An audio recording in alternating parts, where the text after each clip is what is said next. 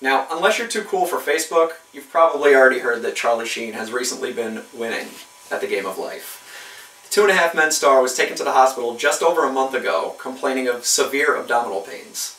Ironically, much like the pains that I experienced when I first saw Sheen's Corner, Charlie's next Emmy-nominated show. Rumor has it he took a pay cut from his normal $2 million per episode for this project. The abdominal pains, Charlie's, not mine, were the result of a 2-day bender driven by drugs, sex, and karaoke.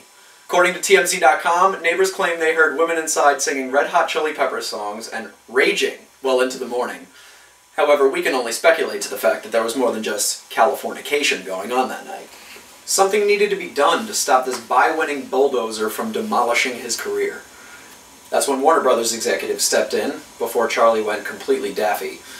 They pulled the plug on his hit sitcom 2.5 Men. The way they saw it, Charlie needed to straighten out his life. They advised the actor to seek treatment in a rehab program. So, naturally, Charlie decided to self-heal, using the power of his mind and a set of instructions from this fortune cookie. I guess that means his doctors wrote him a prescription for don't have a job at all. Okay, that's not a real prescription, but it leads me to my next point. Charlie's self-medication did not go well. Just 2 weeks after his hospitalization, he embarked on a series of U.S. radio and talk show appearances that validated all the recent negative buzz about him. It appears Charlie Sheen not only fell off the wagon, he seems to have landed in this guy's. The trouble all started when Charlie phoned into the Dan Patrick Show. In the interview, Charlie discussed his urge to go back to work. I healed really quickly, but I also unraveled pretty quickly. So get me right now, guys. Get me right now. Charlie was all set to return to work.